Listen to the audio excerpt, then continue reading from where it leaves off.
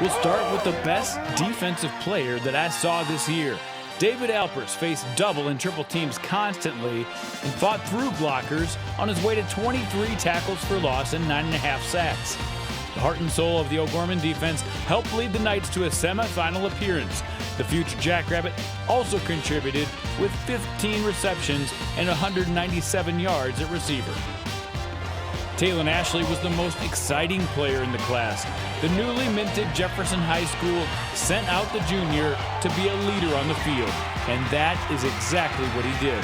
He led them to a playoff appearance and 1,850 yards passing. He was also the team's leading rusher with 417 yards and 7 rushing scores. Gabe Gutierrez burst onto the scene for the Lincoln Patriots.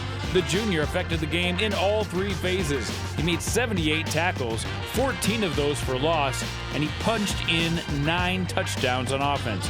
He also blocked 3 punts on special teams. Gutierrez's effort helped the Patriots get all the way to the semifinals. Gavin Ross increased his workload on offense, and he responded with almost 2,000 yards rushing. Ross collected 200 yards rushing in almost half of his games, including going for 224 yards in the biggest game of the year. Ross was a fearless runner who battled through injuries to stay on the field and churn out the most yards of any AAA player. Griffin Wilde solidified his spot as the most talented receiver in the state. Wilde was the game breaker that Jefferson depended on for a successful season on offense. He averaged over 90 yards receiving per game and scored 12 touchdowns. He was also a major threat to take a kick back to the house. If he didn't kick it into the end zone, Wilde would make you pay. He had 3 kick returns for touchdowns this year. And now for our finalists. Both of these seniors had great careers and led their team to the championship game. Jacob Knuth did one of the hardest things to do in sports, to take a world of expectations on your shoulders and overachieve. He came into the year as one of the most celebrated quarterbacks in South Dakota history and took it in stride. And his touchdown to interception ratio was over 6-1. He also was the leader in quarterback rushing yards in the state. But Jacob's collectiveness in big games made him stand out. He led a talented group of Tigers to their first AAA championship in history. Noah Thompson was the most explosive player on the Brandon Valley Lynx. He set the tone early in the season with a touchdown reception in his first game and a kick return touchdown in his second game, even though defense was his best attribute. The senior defensive back was rarely the target for opposing offenses, but he still managed 8 pass breakups and an interception. Late in the season, Thompson even became more pivotal as he ended up being the starting quarterback. He had a 100-yard rushing game in the playoffs to get his team to the Dome. The future Jackrabbit is one of the toughest and most athletic players to wear a Lynx jersey.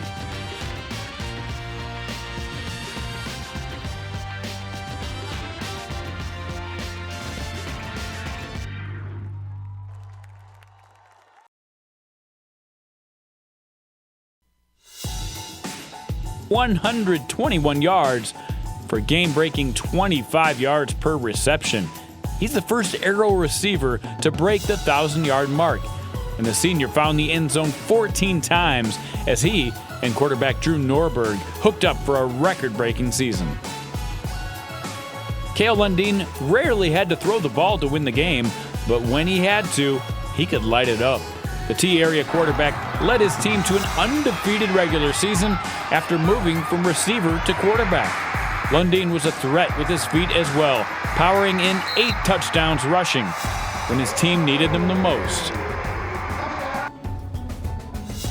When the Govs needed a receiver to step up this year, no one answered the call more than Jack Merkwin. The junior set school records for receiving touchdowns in a season with 15, and he led the class with 1,297 yards receiving. Jack never seemed to get tired, despite running more deep routes than anyone in the state. Many were surprised to see the Aberdeen Central team make the semifinals, but those who watched Sam Rolfs all year were not. he accounted for 81% of the team's offense. He often had to create when the play broke down, and he made the most of it by running or throwing his teammates open. The future SDSU track star scored on every 7.9 carries and 5.6 completions in the Golden Eagle offense. Joe Van Overshield is the standard at linebacker in this class and has been for the last 3 years. He is constantly growing and learning as a leader on the defensive side for Mitchell the Colonels. He was a disruptor in the running game with 14 tackles for loss and 85 tackles. He'll go down as one of the best defensive players to ever play for Mitchell football. Chase Van Tol led T-Area in rushing yards, but he did so much more for the Titans in their first year in AA. He averaged 7.8 yards per carry, trucked in 9 touchdowns, and he was also their kicker who accounted for 75 points, including a 51-yard field goal. He also made 16 tackles for loss on defense as part of one of the best defensive units in the state. Those were all great players, but it was 2 junior quarterbacks who made their mark as the finalists in this class. Lincoln Kienholz did more than anyone could ask. The offense ran through the quarterback, who took his raw athletic ability and added even more with his mental game this year to become one of the best players in the state. He broke school records at a school that's had all-state quarterbacks in 8 of the last 9 years. And he led his team back after a 20-point deficit in the second half to win Pierce's 5th straight title. The other junior quarterback who's a finalist, Rugby Ryken, probably didn't get as much recognition for his fine season, but teams that played against him realized just how good he was. He ran for almost 500 yards and threw for over 2,500. He's a very efficient passer, completing over 60% of his passes in his career, and makes this electric Yankton Buck offense go. Peyton Eben became one of the best receivers that Canton has ever had. Stats only tell half the story. He would open things up for the rest of the team because he was such a weapon. He ran for 748 yards and collected 480 yards receiving too. He totaled 16 touchdowns, including 2 on returns. He also flipped the field as one of the best punters in the class. Jack Kratz of Vermilion was one of the toughest around. He helped turn the Tanagers around by simply willing his team to victory through leadership and grit. He not only moved the team down the field passing, but often punched in the touchdowns as the goal line rusher. He had 17 rushing scores this year. He also made 55.5 tackles on defense, as well as 2 interceptions. Nate Rickey is a multi-threat quarterback who led Madison to an undefeated season. His coach-like understanding of the offense helped the Bulldogs dissect defenses. He ran for nearly 1,000 yards and threw for over 2,000 yards, all while limiting turnovers and finding a way to win each and every week. Landon Ruesink has been one of the most dangerous players for the last 2 seasons. Ruesink was as much of a threat out of the backfield to run as he was to break a big play receiving. He accounted for 20 touchdowns from scrimmage and helped the Warriors get into the semifinal round of 11A in the playoffs. On defense, he had another great year as well. 48 tackles, 2 sacks, and a pick. After the championship game, Nate Rickey told me that his teammate Trey Smith was the best football player he's ever played with.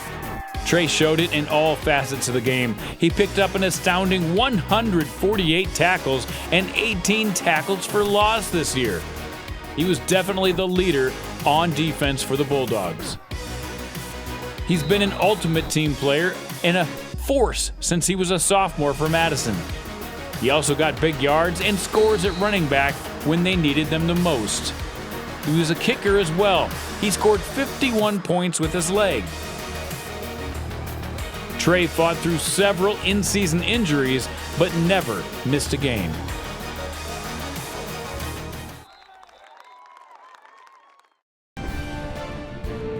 Kobe Kaiser was a difference maker on the field.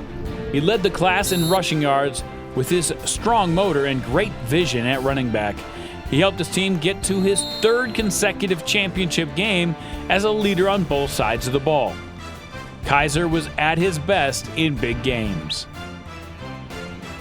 Riley Orrell was one of about 15 winner players who were good enough to be on this list, but it's Orrell and his huge defensive effort in the championship game, where he led his team in solo tackles, that made his mark, helping the Warriors win back-to-back titles with his grittiness and toughness on both sides of the ball. He was also the team's leader in rushing in a backfield full of studs. When you ask the coaching staff on winter who made the biggest impact on the team's success, it was a consensus: Charley Praveck. He was the heart and soul of their back-to-back titles. He was named outstanding lineman in both of their championship wins over the past 2 seasons. The 3-year starter and team captain showed his toughness by his paint-chipped helmet and his leadership on the team. Parker Pitts put together an outstanding career at Sioux Valley. His only losses of the last 2 seasons were to Bridgewater Emory Ethan and to Winter. The complete quarterback could run or throw his team out of any challenge, and he proved to be one of the best defensive players in the state as well, tallying 75 tackles on defense this year. This season, he threw for 1,776 yards and ran for 839 more. He accounted for 30 touchdowns in the Cossacks offense.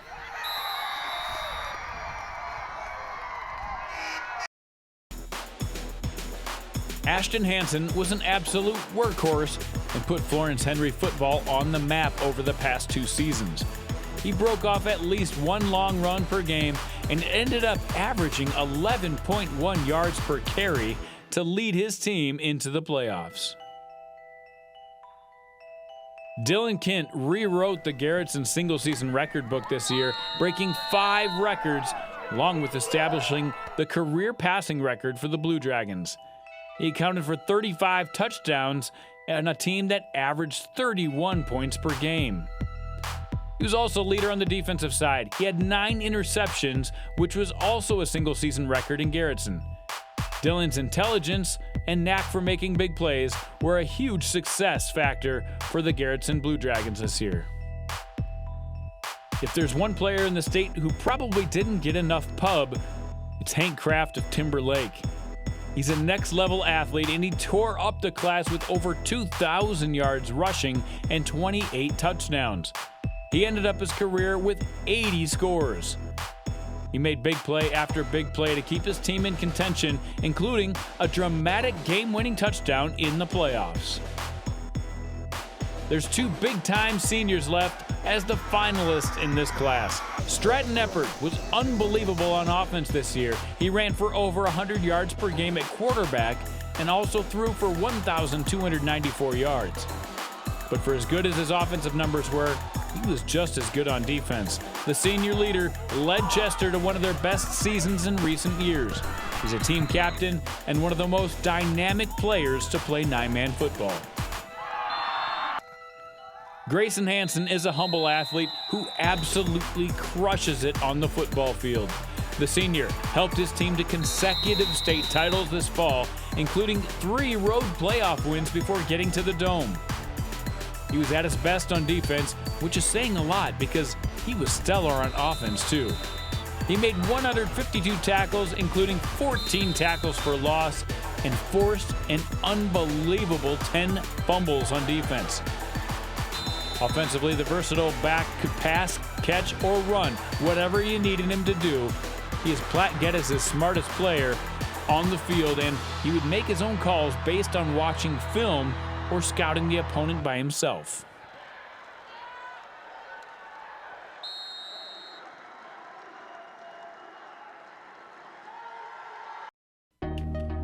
Kalen Gary powered DeSmet to an undefeated regular season.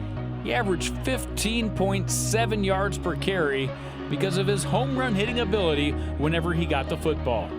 He gained over 1,100 yards from scrimmage, and he only played in 23 quarters this season. Despite missing a game and a half due to injury, Carson Kerwan still managed to rush for 1,418 yards and 18 touchdowns. The Castlewood Junior did whatever it took to keep his team competitive, including changing positions, learning new formations, and leading on both sides of the ball. He's one of the most athletic backs in 9A. Herreid Selby area's Trey has the bluest collar in 9-man football. He sacrifices his body as the lead blocker in an explosive offense. Saylor does a lot of the dirty work getting his team down the field on offense and is one of the best tacklers in the state. The leader of the Nasty Nine on defense set the tone on their trip to the Dome this year. Howard's Jace Syfor changed multiple positions this year. Last year's center nose guard fluidly moved to tight end, where he was a great blocker, and defensive end on defense, where he set the edge and made big plays. Syfor is headed to SDSU next season, but Howard fans will remember him taking over half of his receptions and turning them into touchdowns.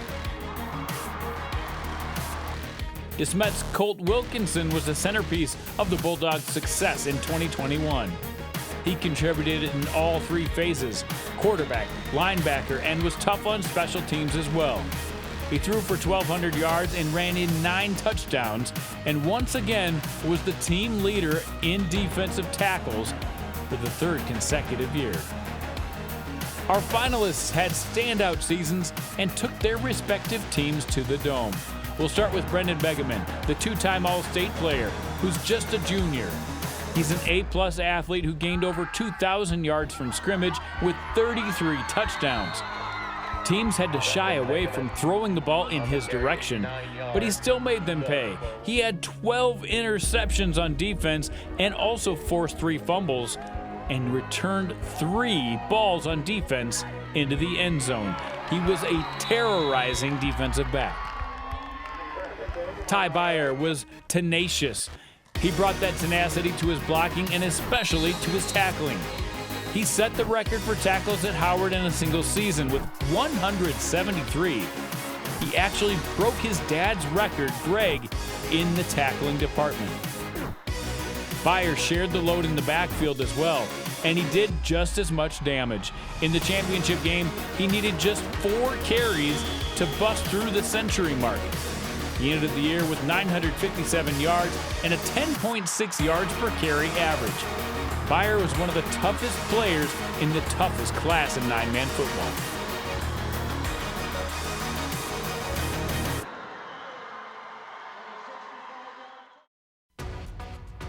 Brady Bierema of Avon brought the Pirates back.